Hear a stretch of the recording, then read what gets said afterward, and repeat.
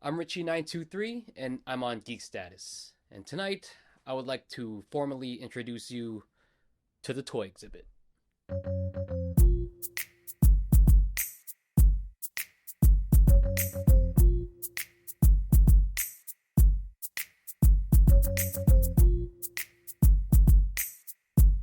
So this is my personal collection of vintage and modern screen accurate toys, officially licensed props, and fan-made replicas. It's a museum of my childhood all up until now.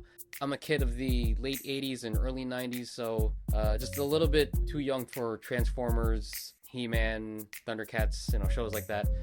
So as you can see, there are some major players here. Back to the Future, Ghostbusters, Star Wars, and just a little bit of Power Ranger stuff. Just kidding. Power Rangers is a huge chunk of it. It has its own section. I call it the Morphin Grid. I'll go over that in full detail in a part 2. But for this section, I call it Screen Icons. Get it? A little bit of a pun there. I love the movies. All throughout my childhood, my parents would buy me toys, and I would always favor the ones that I see on TV rather than just toys for being toys. My little obsession for screen accuracy started coming into play. Like, if it wasn't on the screen, I didn't want it, It wasn't until I got serious about toy collecting where I started managing a display of some sort. So had humble beginnings, and over time I was able to utilize like bigger shelves, glass cases. Recently my wife and I just bought a house, and I have a whole downstairs that I get to have as a huge canvas. Just slowly, while building the collection, I got a chance to put some artistic integrity behind it. I got a chance to separate toys by their different eras. You get to kind of see over time, like, what's the term? Zeitgeist? You get to kind of see the zeitgeist of certain eras. And then also about perspective, I'm making use of the fact that, someone's going to be at eye level looking down on the collection. I get to kind of play around with that because, for instance, the Willy Wonka ticket, like, you have to actually go and find it. So you got to find the golden ticket. I get to explore like different parallels or force perspective on things, and also I want to be able to kind of tell a story with it. And let's get started. Back to the Future is a huge universe already, so my main focus was Back to the Future Part 2, specifically the first 20 minutes. They travel to the year 2015. For me, that will always be the pinnacle of movie magic. So surprisingly, growing up, there was not a lot of Back to the Future merchandise. The only thing I had were these Micro Machine looking things.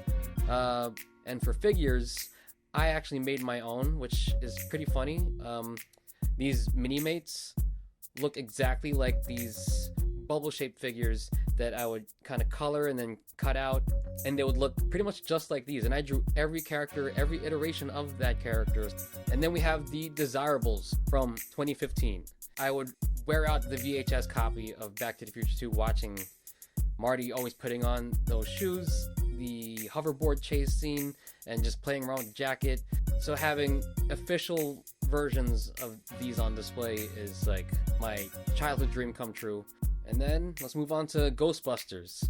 I was a fan of both real Ghostbusters and the movies, but just for the sake of this exhibit, I'm going to focus just on the movies.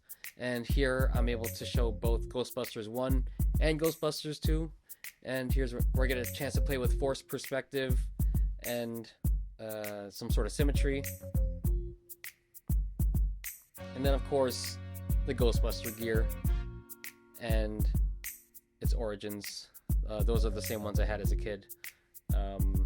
Just truly awesome to have those out in the open rather than behind glass. So that way, that just gives it a little bit more realism when it's not behind glass for me.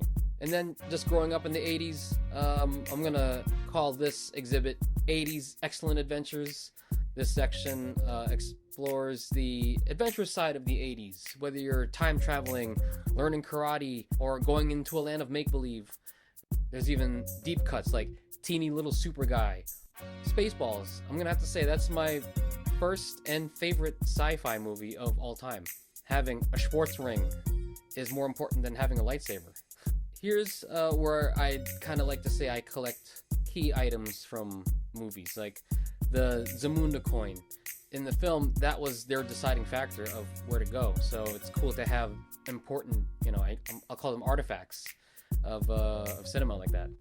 And then we get into the weird side of the 80s, so I call this section the 80s oddities. And for me, that was Beetlejuice, Gremlins, Little Shop of Horrors. And I kind of cheat a little bit because Thing is more 90s. And I know that's not a Seymour Krelborn figure, that's Louis Tully from Ghostbusters, but that's my little Rick Moranis tribute. Rick Moranis played a huge part of my childhood, you know? We had Spaceballs, Honey, I Shrunk the Kids, Ghostbusters, and Little Shop of Horrors. Thank you, Rick Moranis. And then as we move on, the general direction is just kind of going outward. So, you know, we can start in the early 90s. This is when it was more than just watching TV. Like, I was an older kid now. I was able to go out and watch movies in the theater. So I call this Action Heroes of the 90s. So I reinforced that by having the last action hero be the front and center. So everything behind that ticket, you're in movie land. And a tribute to Arnold Schwarzenegger, #1 action star. And the toy companies were big on this too. They wanted you to watch the movie and go home with a literal handful of your heroes. So in this exhibit, you will have the vintage figures of the 90s with a modern prop replica from that movie. I want to give a personal shout out to Rock 3D Studio and Innate Creativity for doing a cross collaboration with me and creating the TGRI bottle. And then we move on to the mid 90s. And this entire section right here is called Relics of the 90s. And here are iconic life-size props and toys from some very awesome movies. And then here's where I get a chance to play with perspective, because if you see the Wayne's World hat, in Wayne's World stars Mike Myers, which leads to Halloween. This is what I call favorite nightmares. This is where we're all rooting for the villain. Why do we do that? You know, it's fun. You know, they make horror fun. So these are my top 4 favorite nightmares. And I love the composition of this one. It almost looks like they're trying to escape out of the box, you know? And then we can go to a galaxy far, far away in Star Wars: A New Hope. Again, getting a chance to play with Force perspective, so I made use of the Micro Machines in the back and our entire cast of characters to introduce us right in the front, and the Star Wars action fleet up in the middle there.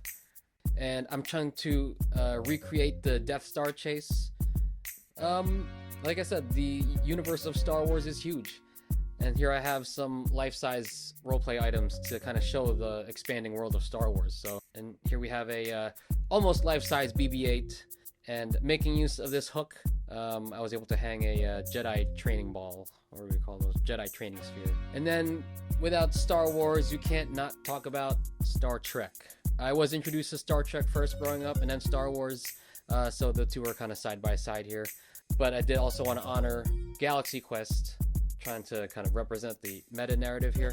But you know, the theme here is communicator, phaser, captain, and their starship. And then we enter Invasions of the late 90s. And this one I had fun trying to name.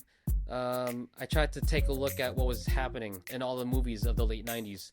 And, you know, stuff like alien invasions, asteroids, secret aliens in the world, or out and about. Like, things were out to get us, you know. So I call this Invasions of the late 90s. And of course, in the middle, we have a little bit of levity with Austin Powers.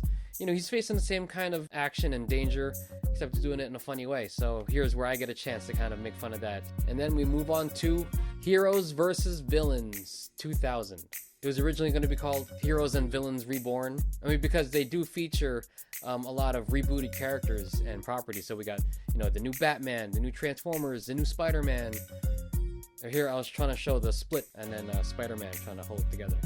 And then if you look at Batman, it's the same theme of Batman with his Batarang and his Batmobile.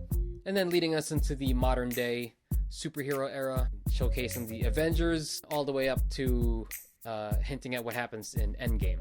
And it just so happens that I built an exhibit of heroes next to an exhibit of villains. So I play around with symmetry there, with Iron Man's glove and Freddy's claw. And then of course on the other side we have the Morphin Grid, the Power Rangers exhibit. I'll go over that in a part 2. But watching that show led me to this next section, Kamen Rider 5s, or Kamen Rider 555. So this is a Japanese superhero series. To me, he just had like the best gadgets, the coolest gear, you know, and they went all out on the toys. They made the briefcase, They made nice adult collector size ones, so that was a fun series to watch. And I had to have the toys for that one. That was so cool. So that's a look at my toy exhibit. It's a pretty awesome feeling to be able to display a lot of things like this. I feel like you take a snapshot into my personality. Being able to have it on display is pretty cool and still inspiring thing for me. So I'm lucky and grateful to be able to have something like this. And it's just cool to be able to bring that movie magic to life. That's it. See you for part 2, The Morphin Grid. I'm Richie923. I'm on Geek Status. And remember, own your passion.